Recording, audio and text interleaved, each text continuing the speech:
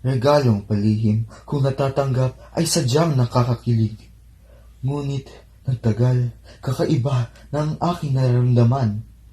Ano nga ba ang iyong hangarin? Dahil unti-unti na kitang nararamdaman. Mga palihim na pagsunod, ang walang pigil at walang humpay na pagsubaybay. Sino ka nga ba? Ano nga ba ang iyong gusto? Ako ba ang iyong gusto? Kaya't bawat segundo, ikay nandyan. Saan man ako magpunta, ikay nasa paligid, nasa sulok, nakatago't hindi naglalaho. Ikay aking nararamdaman na para bang ako'y nababaliw. Ang aking mga balahibo ay nagsisitayuan, tila ba'y bawat hakbang ay nakakakilabot. Ano nga ba ang aking gagawin? Ito ay hindi nakilig o kasiyahan, dahil bawat presensya ang aking natatanggap mula sa iyo ay kakaiba. Ito ay tila di normal, sapagkat ikay laging nakabantay. Bawat bagay na aking natatanggap ay parang mga banta na tila ikay may gustong makuha mula sa akin. Ano nga ba ang mayroon sa akin? Itong lihim na pagsubaybay ay nakakatakot. Gusto ko na lang magtago kung saan ako'y di makikita. Di pwedeng sa bahay o kung saan man, sapagkat nandyan ka. Gusto ko magtago sa kahong walang butas. Maraming katanungan ang hindi masagot-sagot. Paano ba makakatakas sa mundong ito? Paano makakatakbo mula sa kanya patungo sa maliwanag na daan? Paano maramdaman muli ang kaligayahan at kalayaan? Mga tatlong paano na sa tingin ko'y hindi masasagot. Paano nga ba? Bakit nga ba? At doon ko nagawa ang aking mga huling hakbang.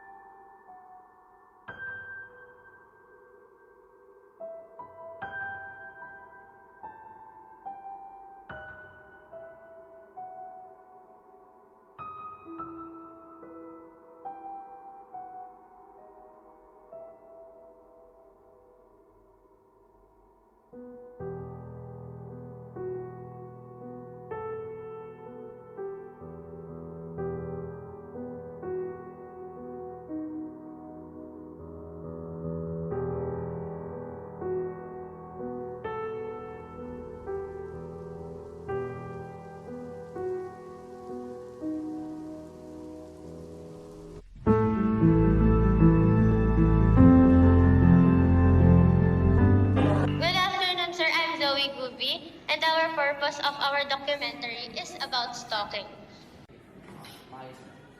Good day, Sir Jonathan. My name is Kim Andrea Lesteres from section of 9 Barrel. The purpose of this interview for you is to give your own opinion about our documentary about stalking. Hi, good afternoon po ma'am. We are from 9 Barrel and I am Isabella Risa, your interviewer for the day. Barnabas and Samson. Today, in this recording, we are conducting our research towards stalking as observed by students, teachers, and or faculty members. Do you consent for this recording to be used in our documentary? In your own opinion, what ages are most victims of stalking? Usually, mga age bracket ninyo, mga junior high school, senior high, mga ganun. What age is the most victim of stalking? So, in my perception, actually, any age siya. So, pwedeng, but particularly at age of teenagers, and particularly girls na without parents, and so kapag malayo or may mga super, or hindi naman super, but vulnerable sila, so nakikita ng stalker na wala sila or walang sumusundo, ganyan, or alam naman natin na stalking, so hindi siya natatapos sa school or sa workplace, so sinusundan siya hanggang home, so nalalaman ng stalker na ayan, kung sino yung kasama sa house. So actually, any age siya, pero particularly at teenagers, early adults. So, in your opinion, ma'am, who is most likely to be a victim of stalking? Mostly the victim of stalkings are the girls. Why do you think so, ma'am? In our society, we do not usually have stalkers for boys, mostly for the girls. It's because most of the men are attracted to the physical attributes of the women. As a teacher, how will you prevent the risk of stalking? So, for me, kailangan mag-set ka ng privacy para walang stalking na mangyayari. Kasi hindi naman lahat ng life natin is in public. Kailangan din minsan, if you have the privacy, that dapat private ang mga sensitive issues in your life para po maiwasan natin yung mga nagsustalk sa atin. How will I prevent the risk of stalking? So actually, it depends on the individual. So on how he or she will prevent that. My advice is, as a teacher, so don't be afraid to seek help, particularly at authorities. So wag magdalawang isip na magsabi agad, because we all know, so saan naglilid yung stalking? So, naglilid siya sa obsession. So, aside from, so sorry for the word, sexual harassment, so it may lead to murder, ganyan. So, at first place, kapag nakakita na kayo ng signs of stalking, so, magsabi agad sa proper authorities. What do you think are the reasons why people stalk? Dala na din yan sa inggit, curiosity, and then aside from that inggit is gusto nilang ma-achieve yung mga bagay na meron sa isang tao na wala sa kanila. Yun lang po. Thank you po. Thank you. For your question is, what is the act of stalking to you? To me, act of stalking kasi is case-to-case basis. Because may reason why people stalk a person, an individual. Pwedeng crush niya, pwedeng galit sa kanya, naghahanap siya ng mga bagay na negative, that they can use para masira yung tao na yon. So, negative and positive talaga yung stalking for me. It's a mix of negative and positive. Stalking is the intentional observance of a person without consent of the person being stalked. Pero parang mali yata yung definition ko. Kasi, but anyway, I guess basta yun, pag-observe ng isang tao without the consent, that of which has implications of malicious intent.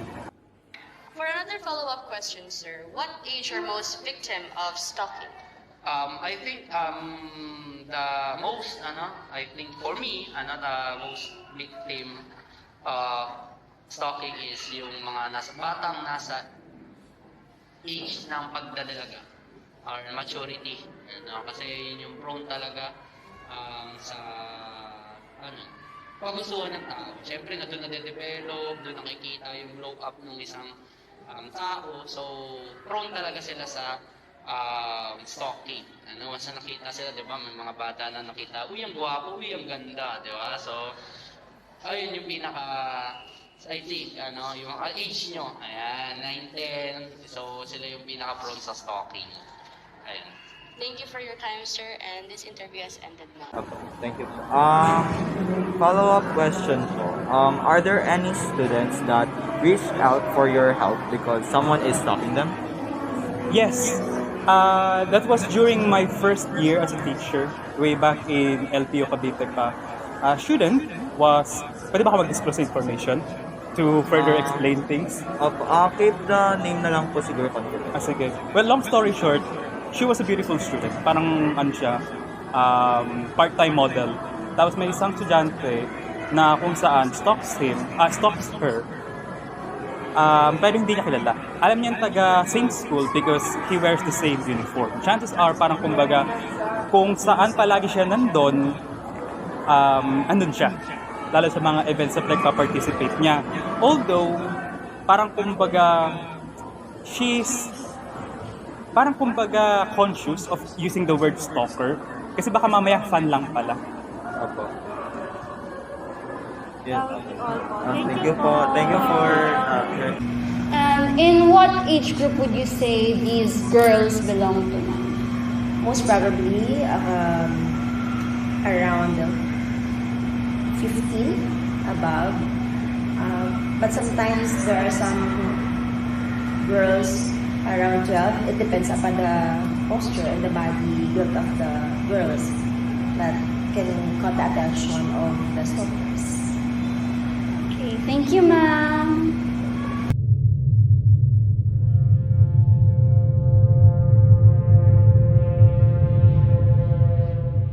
We're students from 9 Beryl po, and we just want to interview po about certain topics po about stalking, and gusto lang po namin, we just want to know po yung answers niyo po about the topic. 4 and 5. 4 and 5? First question po. Why is it important to protect your privacy when using social media? Dapat ba English dito? Hindi Hindi naman.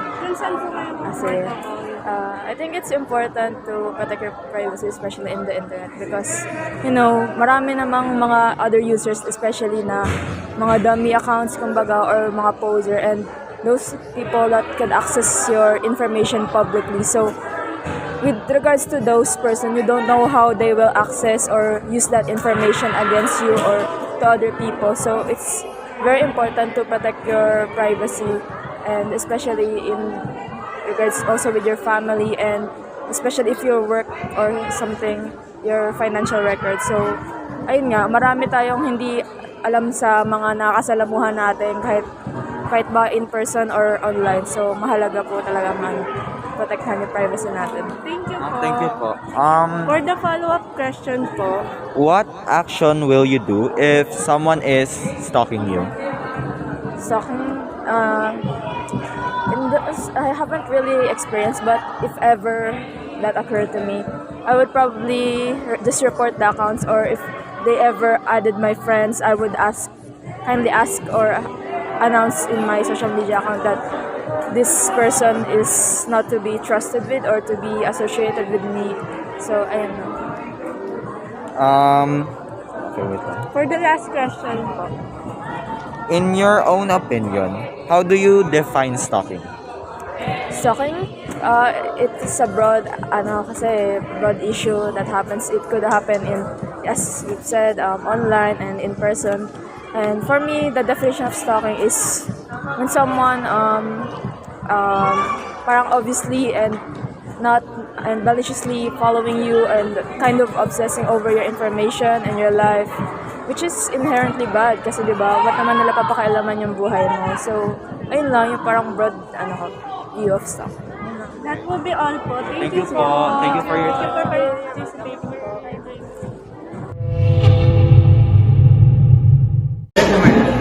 For our question, why is it important to protect your privacy when using social media?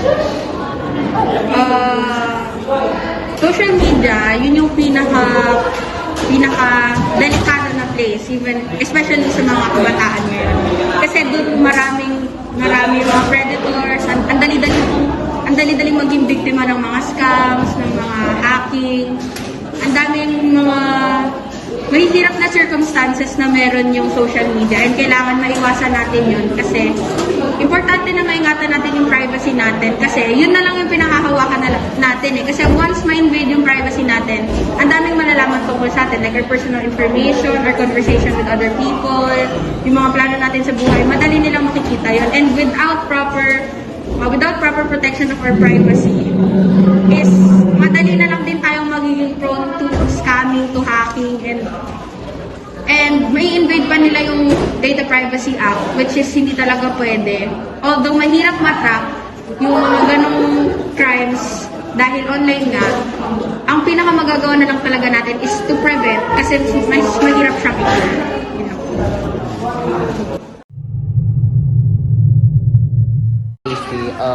For your question po, what action will you do if someone is stalking you? I-call out the friend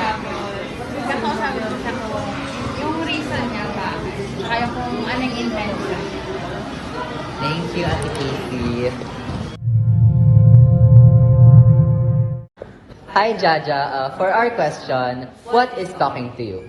Hi, Thirdy. Thank you for that wonderful question. Yung sa akin kasi, for me, stalking is yung parang repeated na paggagawa ng isang tao sa isang tao. Yung parang, pag yung kunwari sa person A, they keep following person B without their consent or kahit yung person B without them knowing. Usually, stalking, natutunan namin sa klase research sa araw, parang pwede siya mangyari, hindi lang with celebrities, artista, pero pwede rin pala siya mangyari sa two partners. Kunwari si Guy, he has this obsession with this girl and sinustalk niya siya, parang he follows her wherever she goes. Parang yun, yung stalking, it's like this creepy and really intimidating. It's kind of interrelated to harassment. Thank you, Jaja. If someone is being stalked and ask for your help. Siyempre, first of all, siyempre, di ba, when someone is being stalked, tapos humingi sila ng tulong sa atin, they know na there's a threat. So, kapag ikaw, alam mo sa sarili mo na kaya mo labanan yung threat, not really engaging to the threat na sasapakin mo yung nangi-stalk. So, I think para sa akin, ang first ko na gagawin is lapitan yung tao, tapos tanungin ko sa kanya kung okay lang ba siya. Then, ang gagawin ko is, we will find on a place na kung saan mas safe kami and mag-start kami ng discussion doon kung saan nagsimula yung stalking niya or nung nangi-stalk sa kanya. And doon kami mag-gather ng mga tao around us para matulungan kami on that matter. Thank you po. Thank you for your time. Ayun lang. Ang galing. Hi, Ate Jika. For your question, what action will you do if someone is talking to you? Siguro ang gagawin ko, hindi mo na ako umuwi sa bahay, tapos didiretso ako sa police or sa barangay para ma-report. Tapos, magbibigay na rin ako ng awareness sa ibang tao para aware sila na yung taong to ng stalk at ginagawa yung mga bagay na ginagawa sa akin.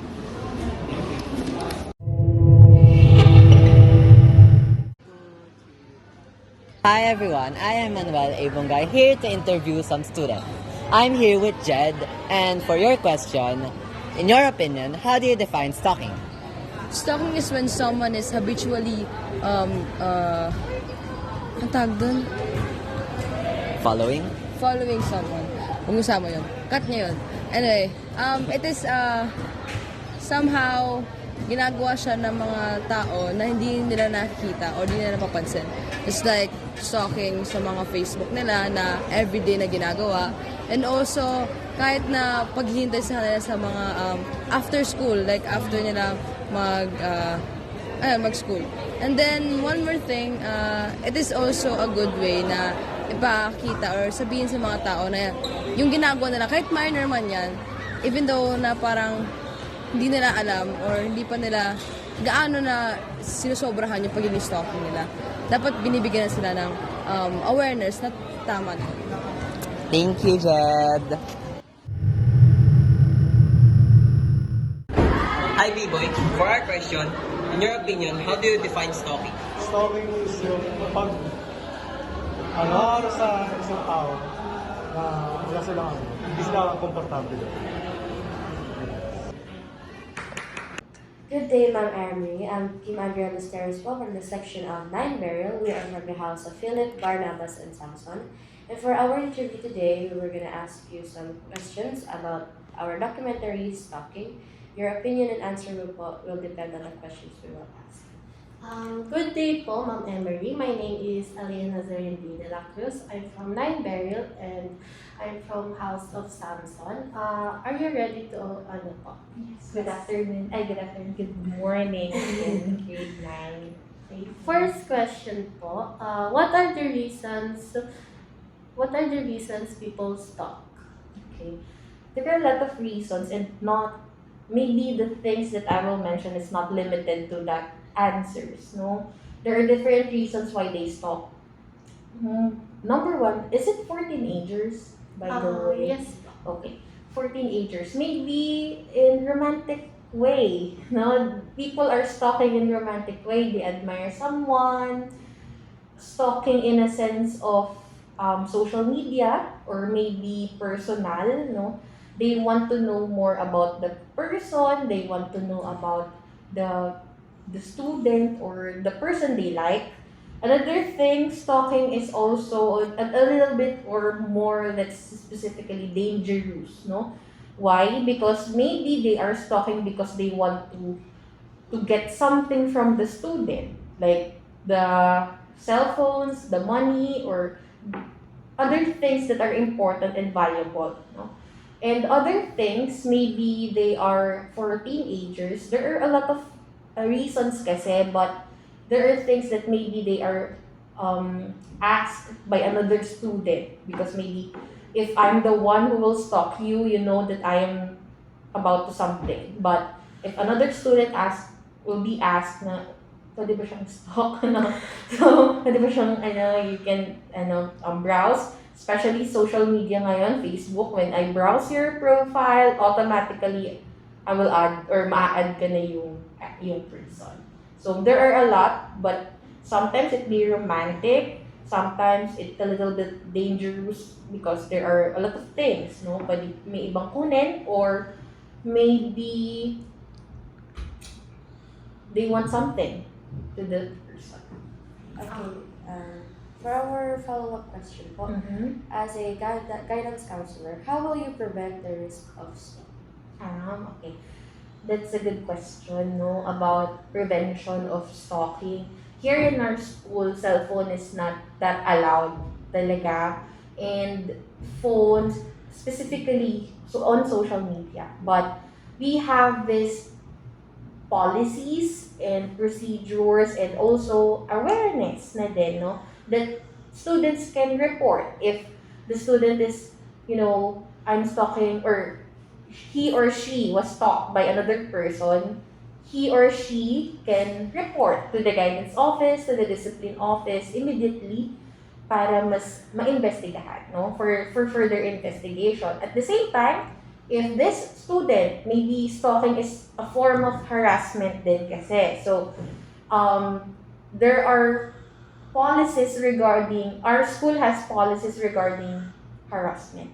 So, there is a disciplinary sanction for them, lalo na if it's proven na talagang nagsustalk sila. Follow-up question po. Why do you think no one should stalk? Okay, stalking kasi it's more dangerous. At the same time, it's a breach of privacy because there are things that we keep it private. However, the other students or the other person want to know about it. So, it's a little bit dangerous. They might get your information, especially the most confidential ones, and then for a reason for money, reason of privacy, reason for, syempre, safety. So, that's our interview. Thank you for your time. Thank Thank you.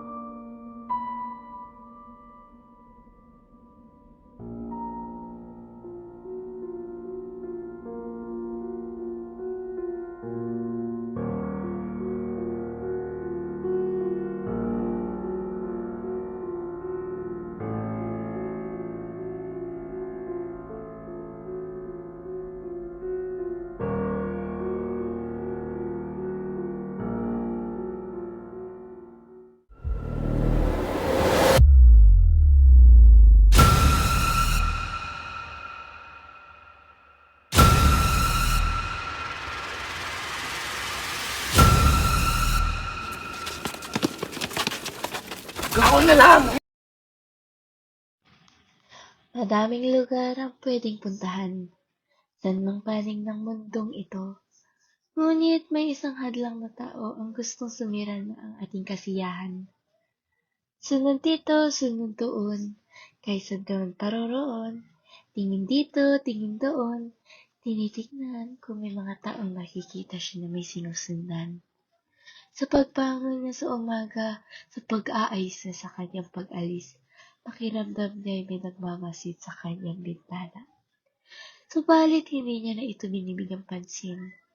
Sa kanyang paglabas ng tahanan, ay tila siya ay may nararamdamang nakabuntot sa kanya. Ngunit, di niya na ito pinapansin. Sa pag-aakalang parehas lang sila ng dadaanan. Sunod dito, sunod doon, masid dito, masid doon. San man siya'y mapadpad ay palagi din siya'y naroroon. Na tila ba'y alam niya na ang kanyang paroroonan. Isang hadlang na siya'y gambaling, isang tao na alam kung sino siya at palaging nangunguha ng kanyang litrato upang gamitin para siya'y takutin. Hindi niya na alam kung ano ang gagawin. Nasaan man siya'y naroroon din. Walang tigil sa pagsunod at pagsusulat ng impormasyon tungkol sa kanya. Siya'y kinakabahan na sapagkat alam niya ang kanyang bawat kinikilos. Para bang alam niya na ang bawat detalye ng kanyang gagawin. Siya'y nakakatanggap ng mga sulat na kanyang kinakatakutan sa pagbabanta sa kanya.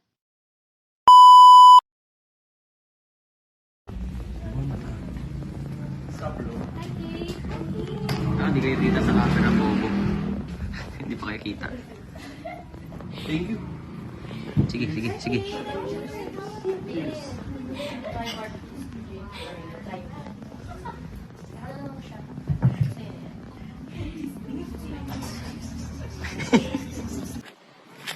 Ay, poke mo! Asan ka? Hindi kita makita, be! Ulit! Silip. Lingon, lingon. Ay! Ba't ang bagal ng 3 seconds sila? 5 seconds na. Ako na lang! Gabi! Makatakas ka. Tama na.